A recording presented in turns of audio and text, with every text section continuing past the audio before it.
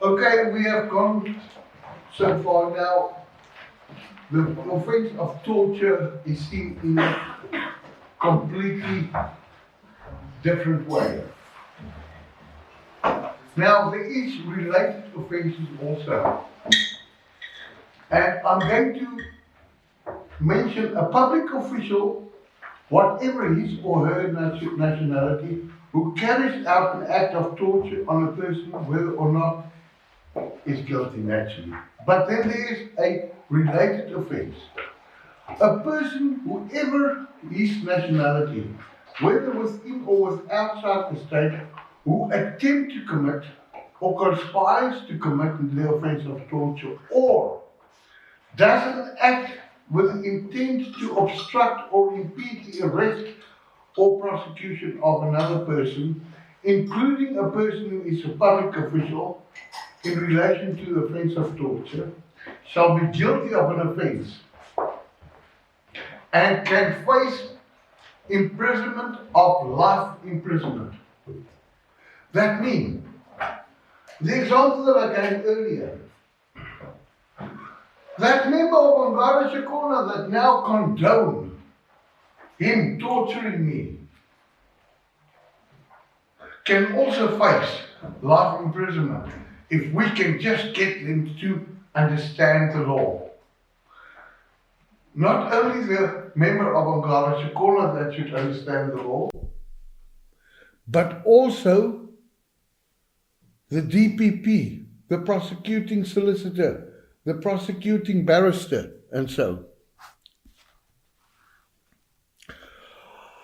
Noting the ruling in the European Court of Human Rights in the matter Volodina versus Russia of 9 July 2019, that influenced our case, and the final order was made on the 4th of November 2019. I'm just quoting one paragraph there, paragraph 101 of the judgment.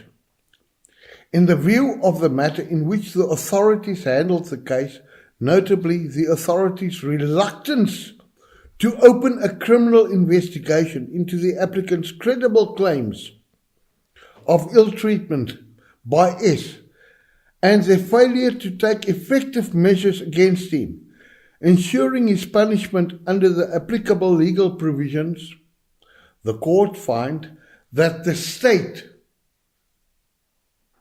that is the country, the government, has failed to discharge its duty to investigate the ill treatment that the applicant had endured.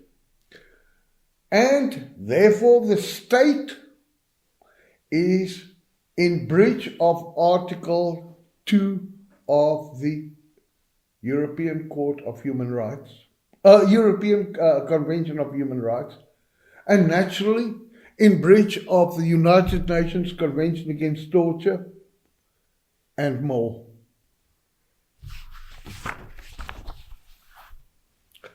The next act that I want to highlight to you tonight is the Children's Act 2001, Cruelty to Children. I want those that didn't do it yet, stop saying, me, I am alienated from my children. I want to see my children. You are hurting me. Stop that.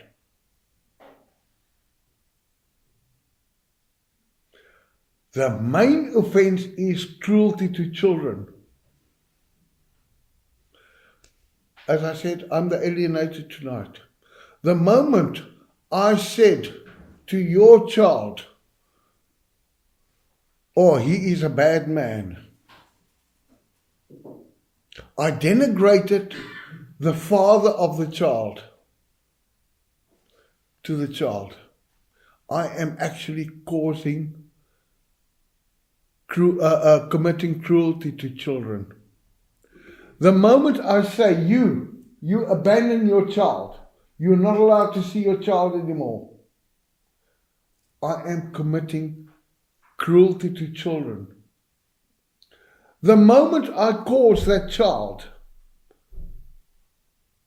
to go off his rocker because he's not allowed to see you, it's cruelty to children. And that is one of our biggest problems at the moment. Now, Dr. Craig Childress, that spoke at our convention in 2015 in Johnstown Bridge in Enfield, and that is now well known worldwide. Dr. Childress, Dr. Bennett, all the professionals now agree parental alienation is the second worst form of child abuse. The worst form of child abuse is sexual abuse with incest. That's the worst. The second worst is parental alienation.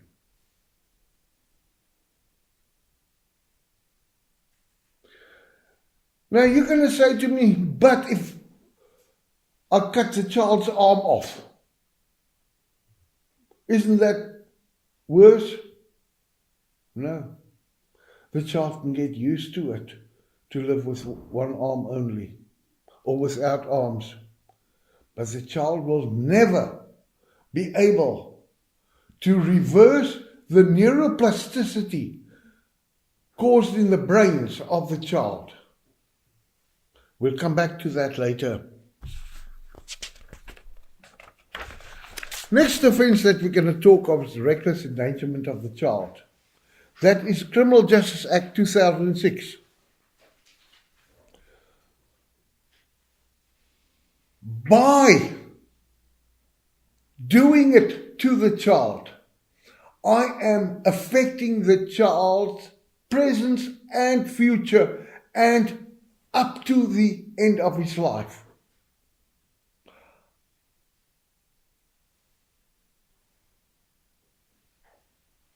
I am still counseling two or three, at the moment 3 persons still, two actively, third one just now and then by phone.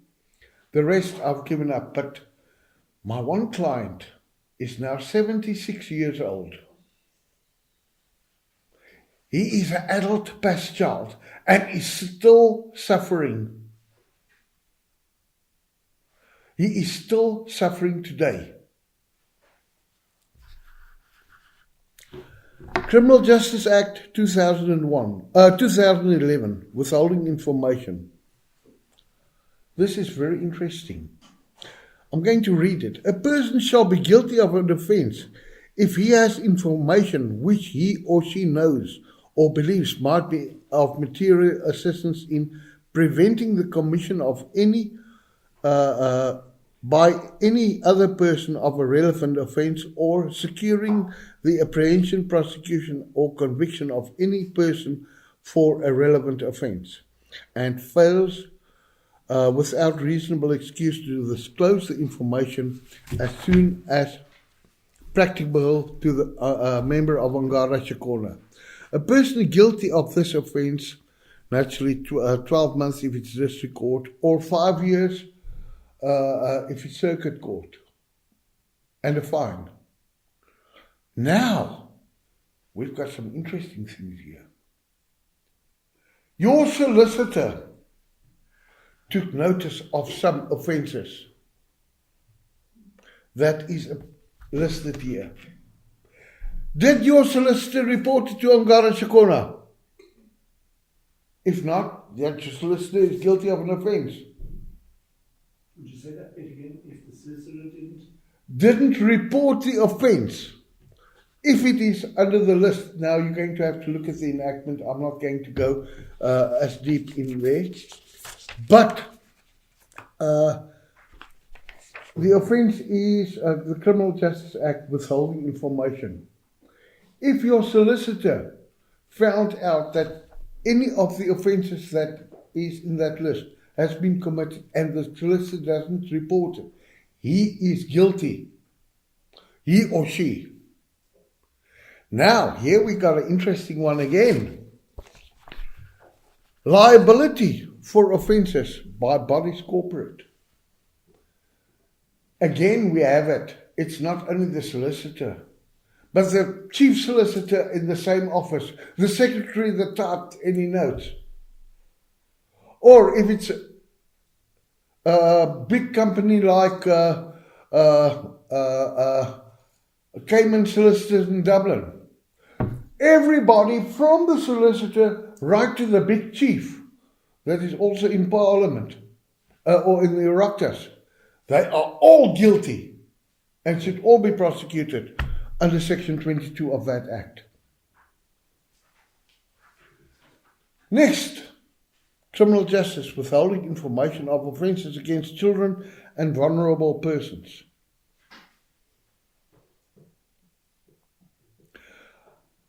Your solicitor, your therapist, your doctor, your brother, your sister, your neighbor, anybody that know about this offences that you and your children are victim of, that doesn't report them, are guilty of an offence. The offences of the children because they are children. The offences against you. Are you a vulnerable person? Are you a vulnerable person, sir? Are you? You are all suffering from a condition called post-traumatic stress disorder due to legal abuse syndrome. So you are all basically a little bit cuckoos, me also. You are all vulnerable persons. So it's an offense against you as a vulnerable person.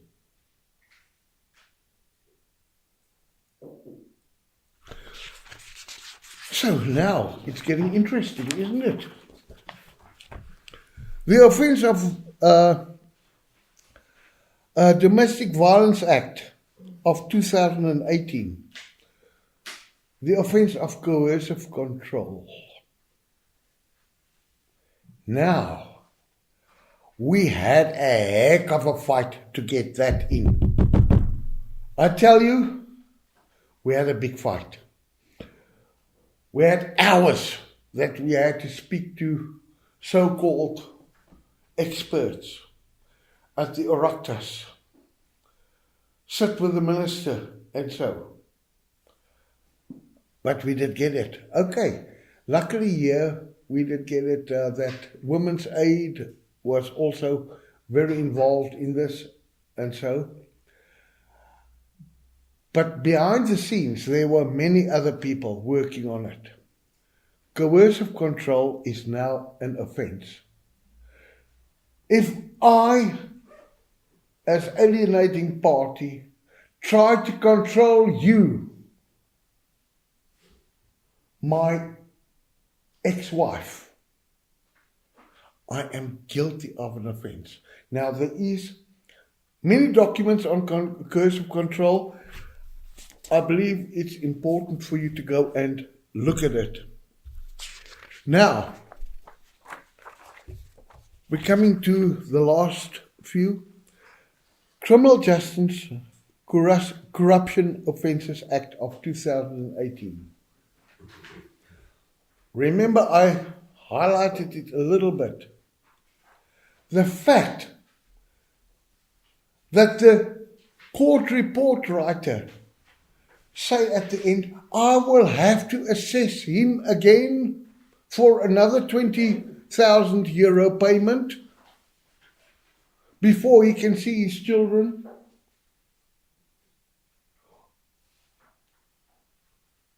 Or solicitors say, oh, I agree, me and the other solicitors agree, you have to pay another 650 euro for next court hearing. Today's court hearing is adjourned till next month. That is corruption.